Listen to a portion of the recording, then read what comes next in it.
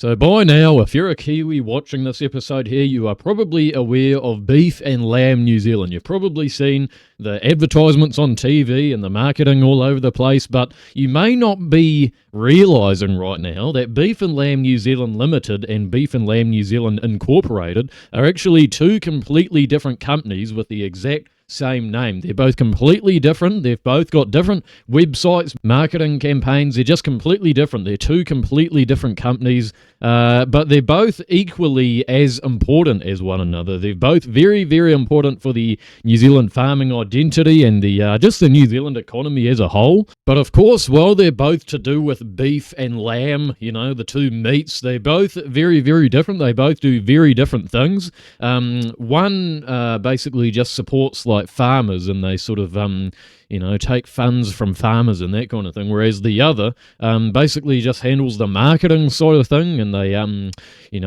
just get consumers excited about steak and lamb chops. Really, that's what the other does. But we're just going to be going over the difference between both of these corporations in today's episode, and why they're both equally as important for the New Zealand farming industry. And I just found this to be a very interesting thing, because I saw like a Beef and Lamb New Zealand ad on the TV, and then I saw another like marketing campaign sort of thing a couple of days later, and it was a different logo but with the exact same name, Beef and Lamb New Zealand. So I was intrigued by that, so I did some research and I found out that they're actually two different companies. Because I saw that there's two different websites for Beef and Lamb New Zealand, but they've got two different logos, and it turns out, they're completely different companies. And I did a bit more research into this. I was trying to find out, what they both individually did and why there even needs to be two companies named the same thing. But it's a big rabbit hole. It's a big spiral as to why there's two different companies. So without further ado, let's just go ahead and look into this now. Hi, I'm Tom Dunkins, and this is the MarketTalk podcast, where we talk about, marketing and some other things like branding, business, you name it. This podcast is available on YouTube, Spotify and iHeartRadio. Be sure to subscribe so you can keep up to date with the latest episodes.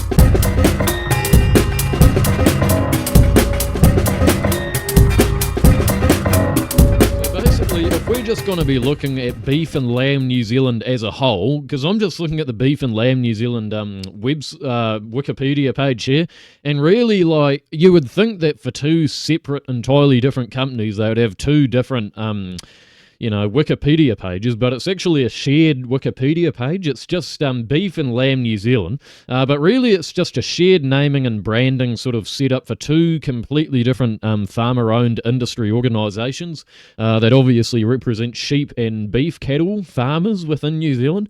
So there's basically Beef and Lamb New Zealand Limited and Beef and Lamb New Zealand Incorporated. And basically, Beef and Lamb New Zealand Incorporated basically just promotes beef and lamb products in the domestic New Zealand market and receives farming from farmer levies, meat processors and retailers. So that's Beef and Lamb New Zealand Incorporated, but Beef and Lamb New Zealand Limited is more the sort of company that deals directly with the farmers. So they're a farmer-owned corporation. They're levy-funded. And basically what they do is they just do a lot of industry research and innovation. They do genetics programs to improve stock productivity. They do environmental and sustainability initiatives, sort of related things. They've got an export market development and trade advocacy sort of setup going on there. And they're more closely integrated with the farmers themselves. But then Beef and Lamb New Zealand Incorporated more sort of deals with the marketing side of things. So they're most likely the organisation you're going to be seeing the ads on TV for, and all of these marketing campaigns all over the place. But in terms of the whole Beef and Lamb New Zealand just umbrella as a whole, so both the incorporation and the limited company, the whole reason it exists, this whole group of companies, is really just to support farmers and take levies from farmers, so the beef and lamb industry can be supported domestically, sort of thing. Because really, without marketing and research and development into the whole beef and lamb industry, then really farmers wouldn't have jobs at all. So it's a very important thing. So that's really the whole reason why these two companies exist. It used to be one single company, But as far as my research goes, I can't figure out what the name of that company was. It was either Incorporated or Limited, and then it just branched off into another one and then had two separate sort of things. But as far as I know, it was originally just one company, but eventually it got too complicated having to do two completely different operations under one company. Like, you can't really have marketing and then dealing with farmers and doing all of this research and innovation and genetics programs and all that under one single company. It just made sense just to have two different sort of entities to deal with both sides of things, you know. So the limited company basically just deals with the farmers and takes funds from farmers, and then the incorporated company just does the marketing and handles that sort of thing. So it's two different companies. Neither of them have anything to do with meat processing or anything to do with the meat. It's all just farming support sort of companies. But I'm pretty sure I've really summed up everything I wanted to say in terms of the difference between these two companies. Beef and Lamb New Zealand Limited does the levy-funded sort of set-up situations with the farmers. They do the industry research, genetic programs, environmental stuff. And then the incorporated company is the promotional organisation that deals with the marketing of beef and lamb to Kiwi consumers. They run iconic campaigns such as, like, they've done the Iron Maiden sort of campaign. They've done the beef and lamb. You know, they've got ambassadors, and they do recipes and cooking shows and that kind of thing. Then, of course, they do partnerships with retailers and food services to keep beef and lamb central to New Zealand diets. And that's that's really what they do. They try to keep local demand strong. That's really what it comes down to. They want to keep Kiwi consumers, interested in buying beef and lamb, really.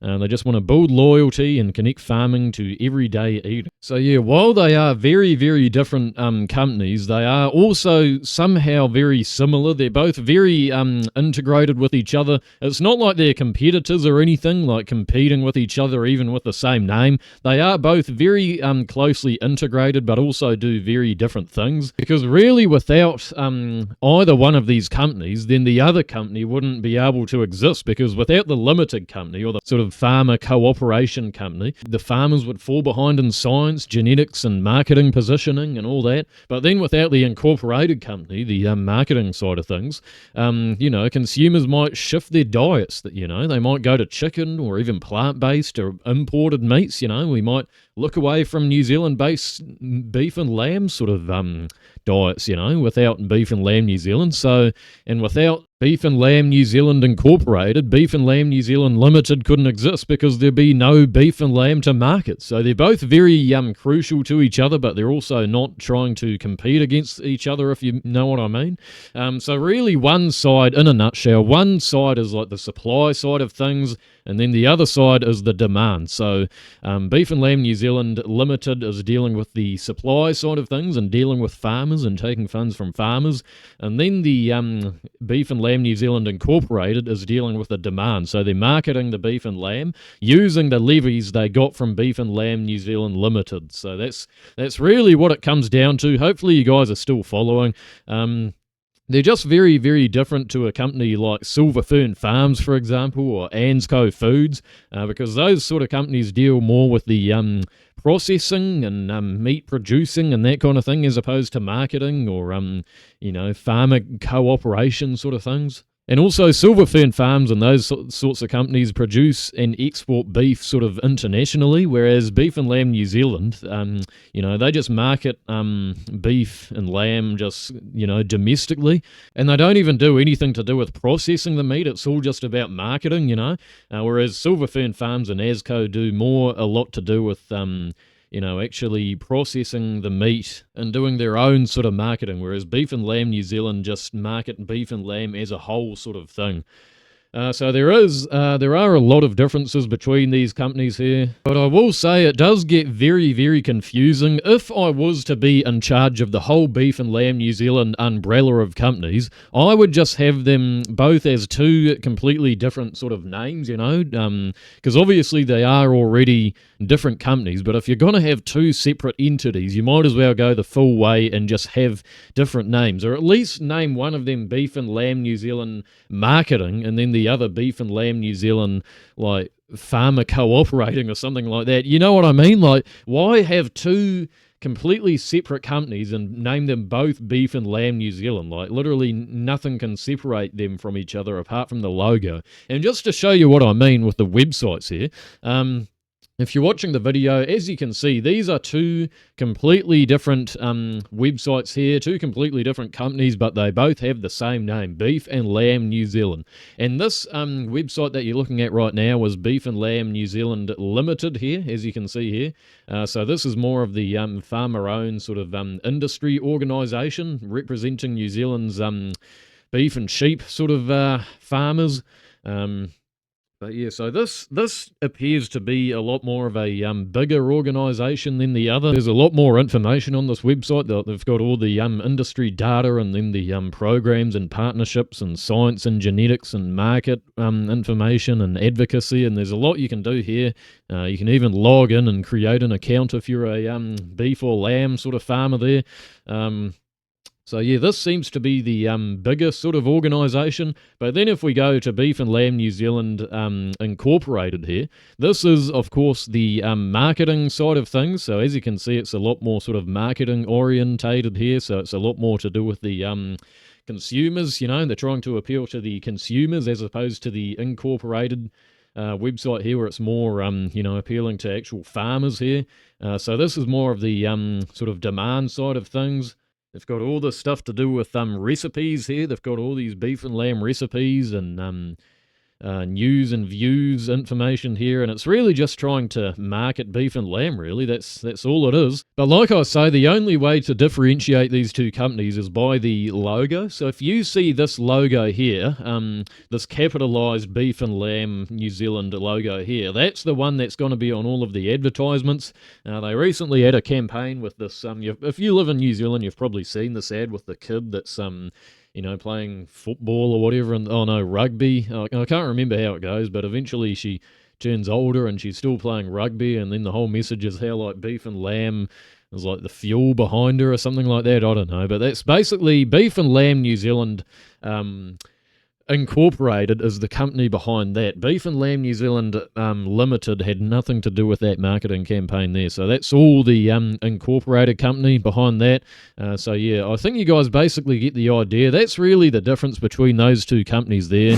In terms of the history of the company, basically, in 2010, the organisation changed its name from Meat and Wool New Zealand to Beef and Lamb New Zealand Limited to advertise its focus upon meat production. So if I was to guess, I think before Beef and Lamb New Zealand Incorporated was a thing, it was all just under Beef and Lamb New Zealand Limited. So Beef and Lamb New Zealand Limited also did the marketing operations of the company, but then the Inc. sort of side of things obviously turned into its own sort of separate identity, which was for the best. But honestly, if I was to own these, well, yeah, either one of these companies here, I would just name it a completely different thing. I don't know why they didn't have a different name. It's pretty stupid in my opinion. But anyway, that's just the whole history of things. So it started out as Meat and Wool New Zealand, and then it turned into Beef and Lamb New Zealand Limited and Incorporated. So that's really the whole history of it there.